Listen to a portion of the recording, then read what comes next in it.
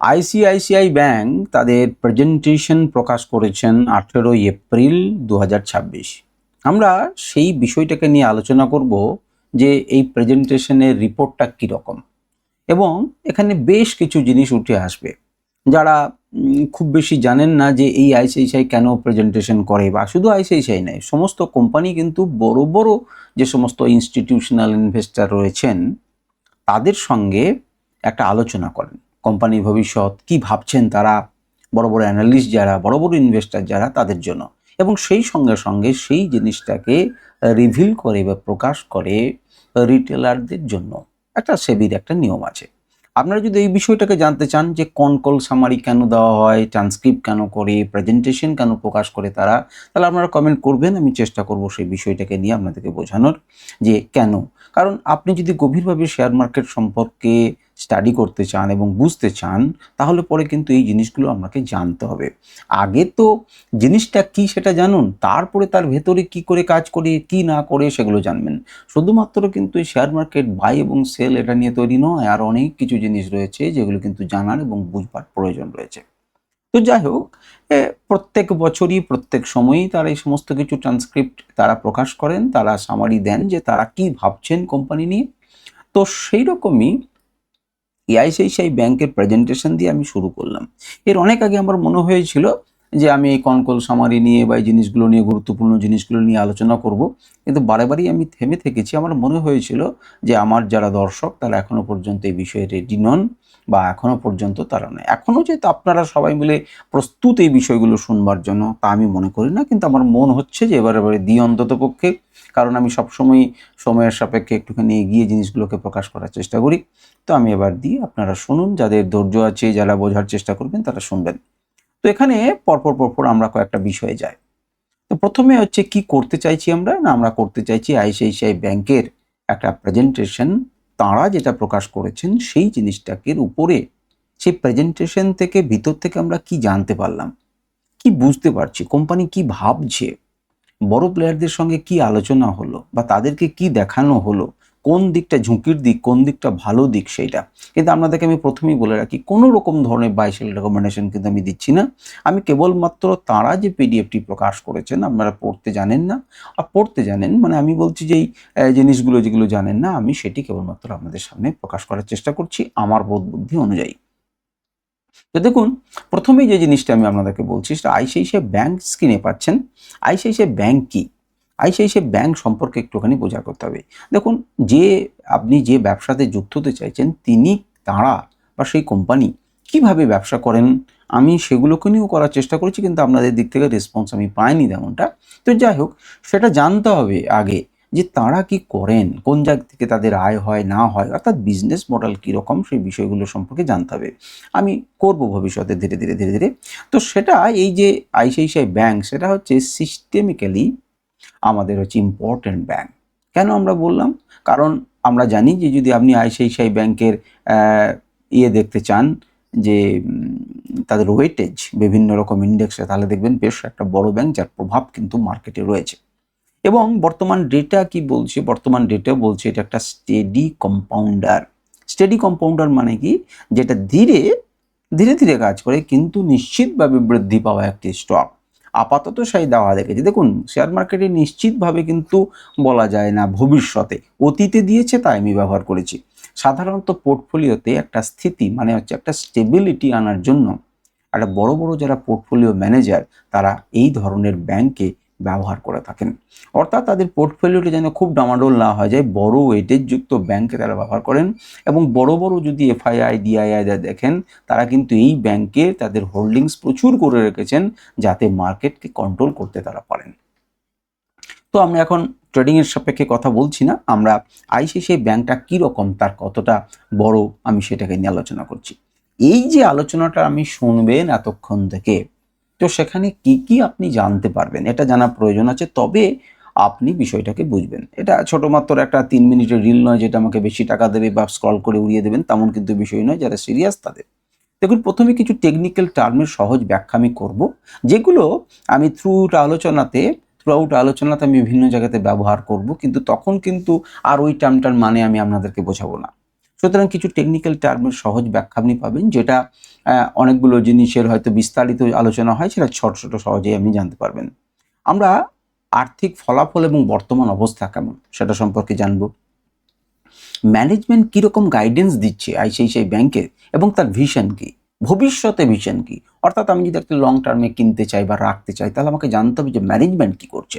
অনেকবার ছোট ভিডিওতে আমি বলেছি যে যার হাতে নৌকাটা রয়েছে সেই নৌকাটা ক্যাপ্টেন কেমন, তার উপরে কিন্তু সেই গাড়িটা চলবে, সেটাকে আমাকে দেখতে হয়। বড় বড় যারা ব্যক্তি তারা কিন্তু এটাকে দেখেন।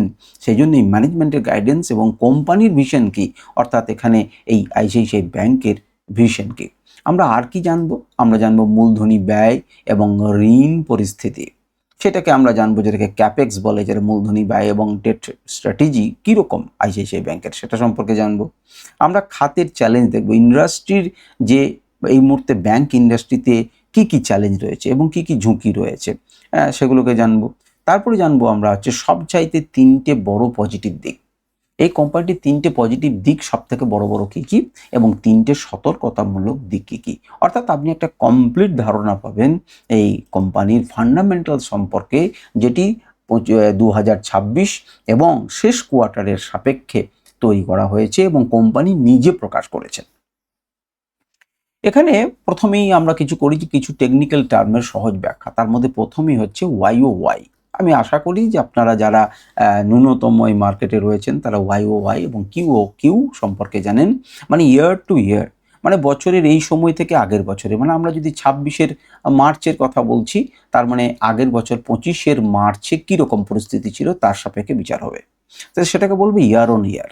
আর একটা কোয়ার্টার অন কোয়ার্টার, মানে লাস্ট 3 মাসের সাপেক্ষে কেমন ব্যাপার, quarter on quarter.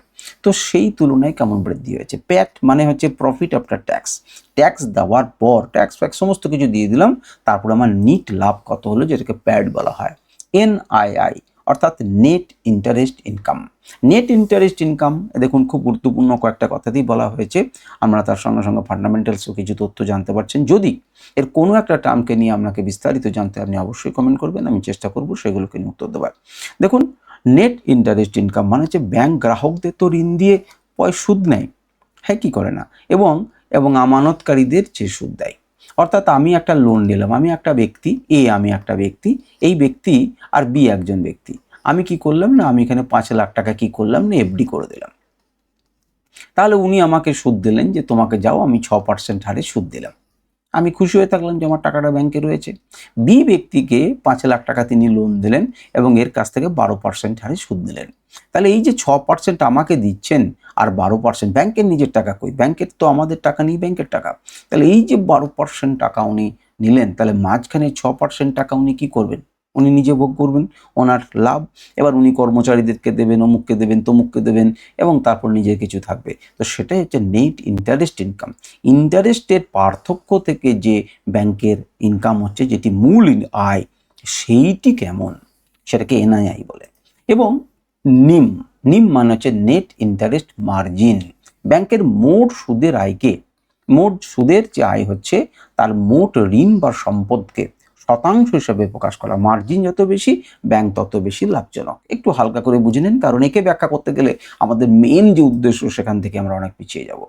NPA non performing asset, অর্থাৎ হচ্ছে অনাদায়ী বা খেলাপি ঋণ। দেখুন আমি লোন নিলাম কিন্তু আমি ঋণ শোধ করছি না, সেটাকে খেলাপি ঋণ বলছে। গ্রস এনপিএ মানে হচ্ছে মোট খেলাপি ঋণ, এবং নেট এনপিএ মানে প্রভিশন, কিছু টাকাকে রেখে দেওয়া হয় আলাদা করে, সেটা বাদ দিয়ে প্রকৃত খেলাপি ঋণ। অর্থাৎ কিছু টাকা যে আপনার কাছে কেটে নিচ্ছে, সে প্রভিশন রাখছে, সেই সব বাদ দিয়ে তার মোট প্রকৃত খেলাপি ঋণ কত, তার পরিমাণটা হচ্ছে এনপিএ। 6 নম্বর পিসিআর শুনে লাফিয়ে যান না, যে আপনি জানেন পুট টু কল রেশিও, এই সমস্ত ব্যাপার নয়। এখানে হচ্ছে প্রভিশন কভারেজ রেশিও, সেটা হচ্ছে সম্ভাব্য খেলাপি ঋণের ক্ষতি সামলাতে ব্যাংকের লাভের যে অংশ আলাদা করে রাখে। এই খেলাপি ঋণের জন্য কিন্তু ব্যাংক আগে থেকে একটা পার্সেন্টেজ রেখে দেয়, যে দেখো কিছু তো যাবেই, সেইখান থেকে আমি এখানে করব, আমি কেটে নেবো এবং আমার লাভের একটা কিছু অংশ সরিয়ে রাখলাম, ভবিষ্যতে আমার লাগবে। আর একটা আছে তোমার কাসা আমরা বলি, বা কেউ অন্য উচ্চারণ করতে পারে, কারেন্ট অ্যাকাউন্ট, সেভিং অ্যাকাউন্টস।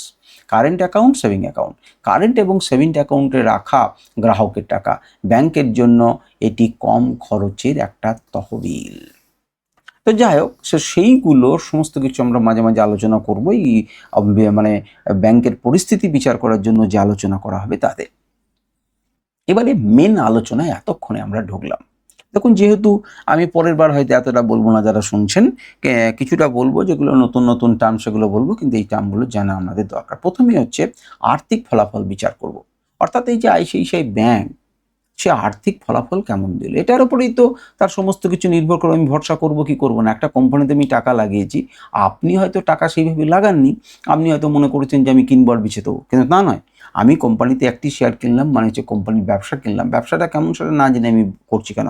আমি 2 দিনই রাখি, 5 দিনে রাখি, 10 দিন রাখি, 1 বছর রাখি, 10 বছর রাখি, আমি তার ব্যবসাকে কিনলাম, আইসিআইসিআই ব্যাংকের ব্যবসাকে কিনলাম। ব্যবসা কেন কিনবো আমি? তো সেটা জানার জন্য সে রেজাল্ট কেমন করছে আমাকে জানতে হবে না? তো সেই রেজাল্টটা আমার কিন্তু কি হচ্ছে না, এখানে আমাদেরকে জানাচ্ছে।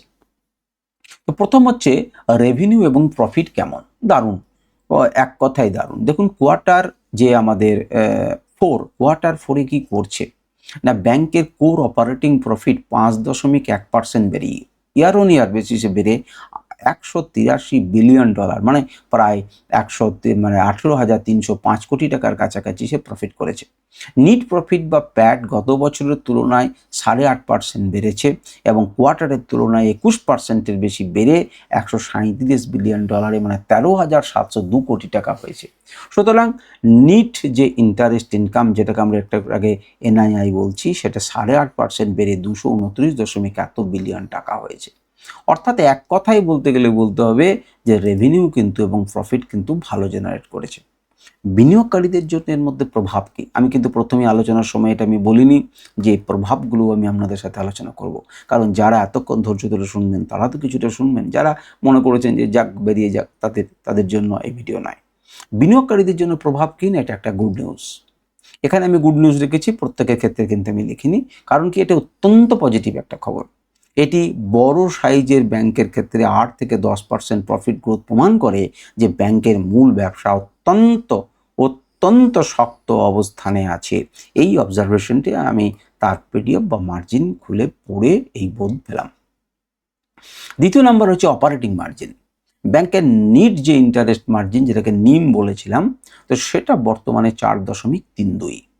ভালো করে ডেটাটাকে বুঝুন, 4.32, 4-এর ওপরে থাকা কিন্তু ভালো, ঠিক আছে। যদিও গত বছরের এই সময়ের তুলনায়, অর্থাৎ ইয়ার অন ইয়ার বেসিসে তার চাইতে কম।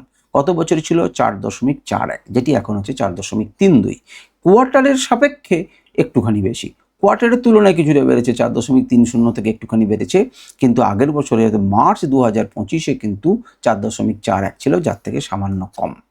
এর জন্য প্রভাব কিন্তু একটু মিশ্র বা নিউট্রাল বলা যেতে পারে।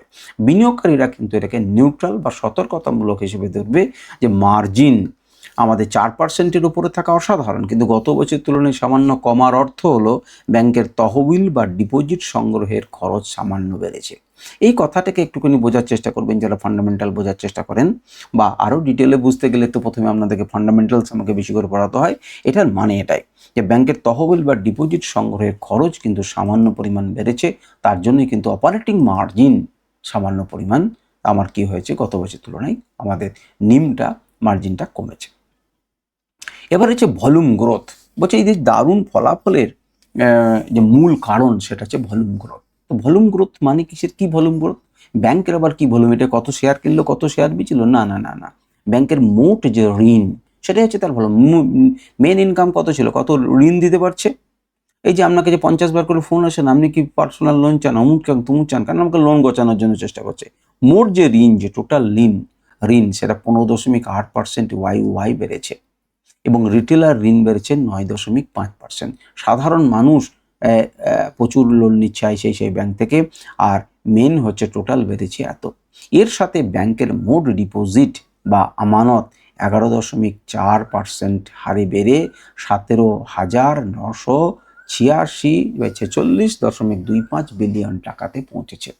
এবং বিনিয়োগকারী এই যে ঋণ বিতরণ করছে, অর্থাৎ ঋণ নিচ্ছে, ঋণ বিতরণ এবং আমানত সংগ্রহ দুটোতেই কিন্তু ডাবল ডিজিট গ্রোথ কিন্তু দেখিয়েছে। ব্যাংকের একটা সুস্থ এবং দীর্ঘমেয়াদী বৃদ্ধির কিন্তু একটা লক্ষণ। অর্থাৎ মোটের ওপর এখনো পর্যন্ত যা আমরা পড়লাম, একটা সতর্কতা আমরা পেয়েছি 4-এর উপরে থাকা ভালো, কিন্তু মোটামুটি তবুও কিন্তু এখনো পর্যন্ত আইসিআইসিআই রেজাল্ট ভালো। এবারে রেজাল্ট তো ভালো করলো, কিন্তু আমার যে ম্যানেজমেন্ট টিম আছে তারা কি ভাবছে, ভবিষ্যতের জন্য কি ভাবছি? এটা তো অতীতের রেজাল্ট হলো, আমরা ধরে নিচ্ছি যে একটা শক্ত বেসে দাঁড়িয়ে রয়েছে, কিন্তু ভিশন কীরকম?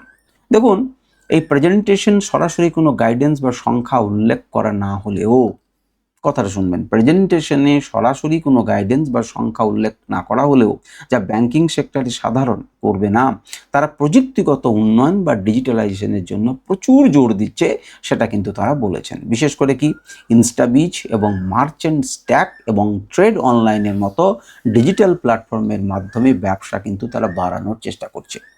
এটা আমার ম্যানেজমেন্ট টিম বললো যে আমি এই করছি এবং ব্যবসা বাড়ানোর চেষ্টা করছি। দ্বিতীয় নাম্বার, তারা কি বলেছে আর কি ভবিষ্যৎ পরিকল্পনা তারা করছেন? তারা করছেন নতুন মার্কেট এবং প্রোডাক্ট।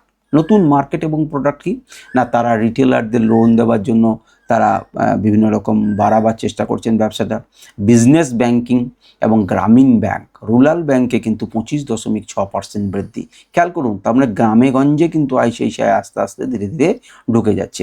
খাতে ব্যাংকটি কিন্তু দারুণ সম্প্রসারণ করেছে। তাহলে একটা ব্যাংক সে রিটেলার লোন সাধারণ মানুষদেরকে দিয়েছে, বিজনেসের যারা বিজনেস করবে তাদেরকে ব্যাংকিংও সফল হয়েছে, এবং গ্রামীণ ঋণ গ্রামের ভিতরে লোকজনদেরকে মধ্যেও কিন্তু তারা কিন্তু সম্প্রসারণ করেছে।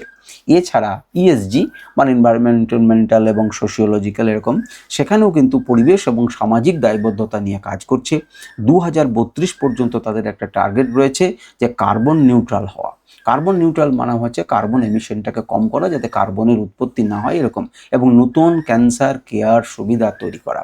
এইটা তার একটা প্রজেক্ট রেখেছে, এই মানে একটা ভিশন রেখেছে। এর প্রভাব কি? এরকম প্রভাব তো আমাদেরকে পড়তে হবে। দেখুন, প্রযুক্তি এবং গ্রামীণ ঋণে, এই যে ওরা প্রযুক্তিতে বিভিন্ন ডিজিটালাইজেশন করার চেষ্টা করছে, সে প্রযুক্তি এবং গ্রামীণ ঋণে কিন্তু ফোকাস করার অর্থ হলো ব্যাংকটি তার পোর্টফোলিওকে আরও বৈচিত্র্যময় করছে। আর ব্যাংকের নিজের পোর্টফোলিও মানে কি? ব্যাংকের নিজের পোর্টফোলিও মানে যে ব্যাংক কেবলমাত্র ঋণ নিল আর ঋণ দিল, এই টাকা নিল আর ঋণ দিল, এইটুকুর মধ্যে কাজে আবদ্ধ নেই, আরও কাজে আবদ্ধ হচ্ছে, আরও কাজে আবদ্ধ হচ্ছে, আরও কাজে আবদ্ধ হচ্ছে। অর্থাৎ বিভিন্ন জায়গা থেকে তার সোর্স অফ ইনকামকে বাড়াচ্ছে এবং ডাইভার্সিফিকেশন করছে। আপনি যেমন কি করছেন, আপনার উদ্দেশ্য হচ্ছে আপনি একটা সার্ভিস করতে পারেন, তা সার্ভিসের পাশাপাশি শেয়ার মার্কেটেও আপনি করার চেষ্টা করছেন যে 2 পয়সা যদি এখান থেকে আসে। আপনি যে সার্ভিস করে সঞ্চয় করছেন, সেই সঞ্চয় করে তো আপনি ব্যাংকে কিছু টাকা রেখেছেন, আর কিছু টাকা ভাবছেন যদি শেয়ার মার্কেটে খাটানো যায়, যদি একটুখানি বুঝি তাহলে করা যেতে পারে। যেগুলো কিছু টাকা আমি করে দিচ্ছি, যাও মিউচুয়াল ফান্ডসে রেখে দিই তাহলে বাড়বে, কিছু নিজে একটু চেষ্টা করি। তাহলে এই যে আপনি ডাইভার্সিফিকেশন করছেন বিভিন্ন দিকে, এবং তারপরে শুধু নয়, আপনি যখন শেয়ার মার্কেটে একটা পোর্টফোলিও তৈরি করছেন, তখন কি খালি এক ধরনেরই করছেন? ব্যাংক রাখছেন কিছু, কিছু এনার্জি সেক্টরে রাখছেন, কিছু অটো সেক্টরে রাখছেন, কিছু সোলার সেক্টরে রাখছেন। তো এইভাবে তো আপনি বিভিন্ন খাতে যেগুলো বৃদ্ধি হতে পারে বলে মনে করছেন, আমি যেগুলো উদাহরণ দিলাম সেগুলো কিন্তু বৃদ্ধি হতে পারে কালকে, তেমন নয়। তো এই যে উদাহরণ দিলাম, এমনি করে একটা পোর্টফোলিও করছেন, সেরকম ব্যাংকের পোর্টফোলিও মানে বিভিন্ন রকম সার্ভিস দেওয়ার চেষ্টা করছে, যাতে কোনো না কোনো জায়গা থেকে তারা কি করে বেশি ইনকাম করতে পারে, এবং একটা যদি একটু খারাপ চলে যেন আর একটা মেকআপ দিতে পারে। এটা কি? এটা কিন্তু একটা ভালো লক্ষণ।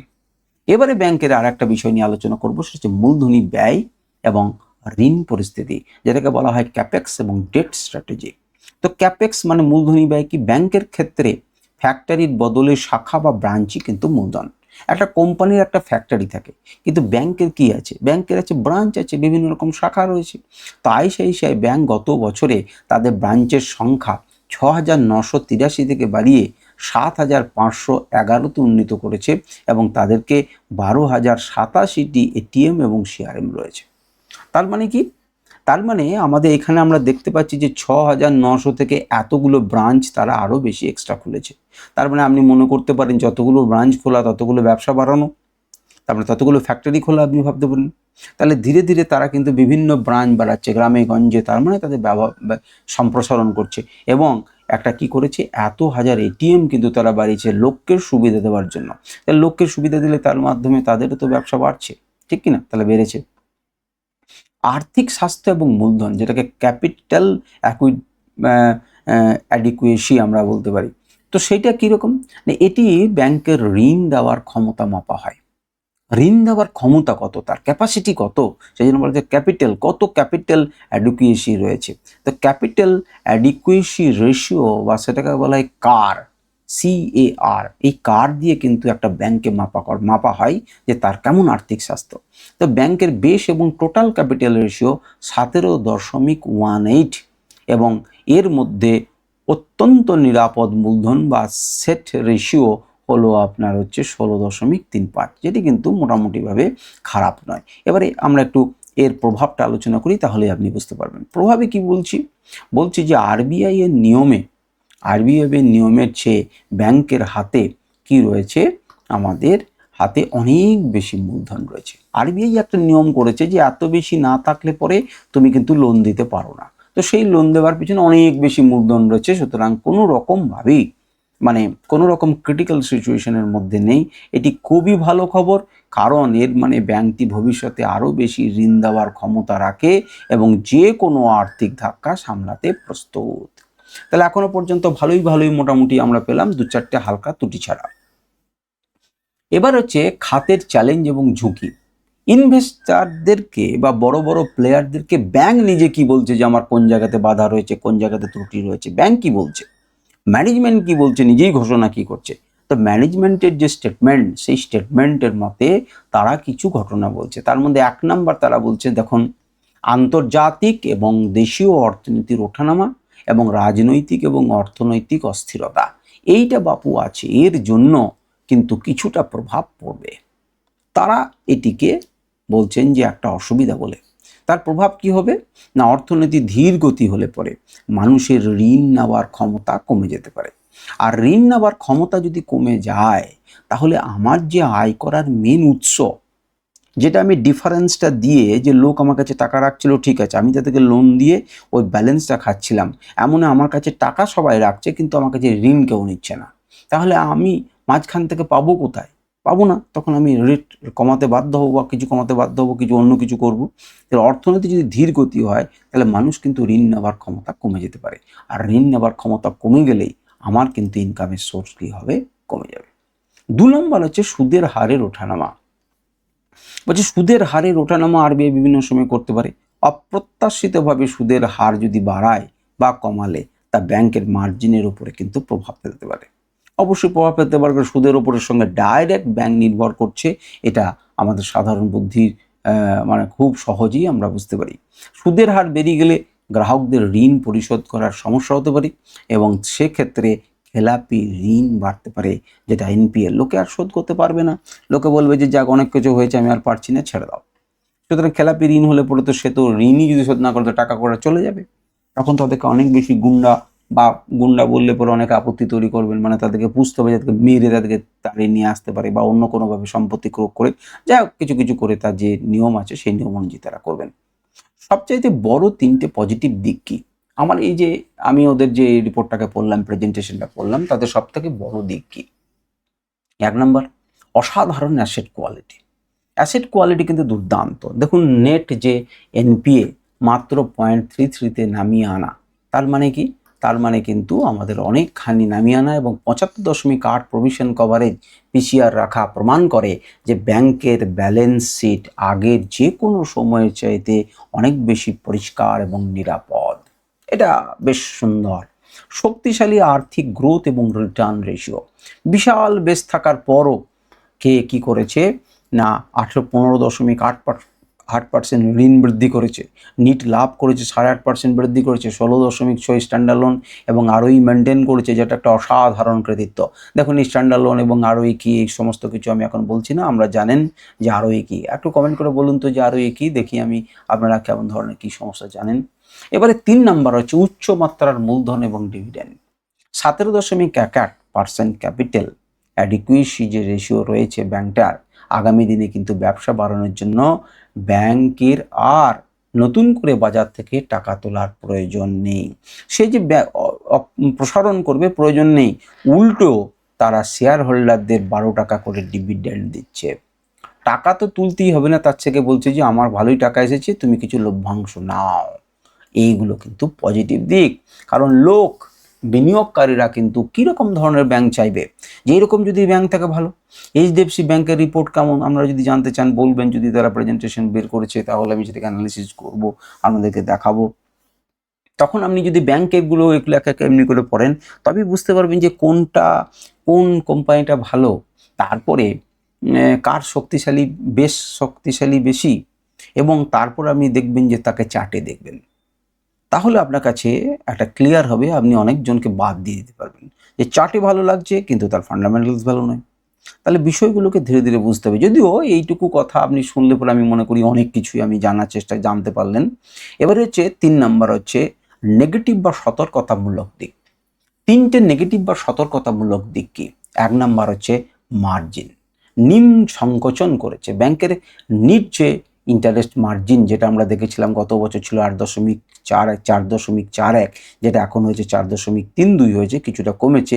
অর্থাৎ ডিপোজিট বা আমানত সংগ্রহের খরচ বেড়ে গেছে। অর্থাৎ যে আমানত যে আনছে, অর্থাৎ যারা এফডি করছেন তার কিন্তু কস্ট অফ ডিপোজিটস যে সেটা কিন্তু মার্জিনে কিন্তু চাপ হচ্ছে। মানে যত সহজে আসছে তা কিন্তু নয়, হয়তো লোককে বারবার করে বলতে হচ্ছে বা হয়তো প্রচার করতে হচ্ছে, যে কারণেই হোক কস্ট অফ মার্জিন কিন্তু কস্ট অফ ডিপোজিটস কিন্তু বেড়ে যাচ্ছে। দ্বিতীয় নাম্বার ঝুঁকি যেটা দেখলাম সেটা হচ্ছে আনসিকিউরড লোনে নজরদারি।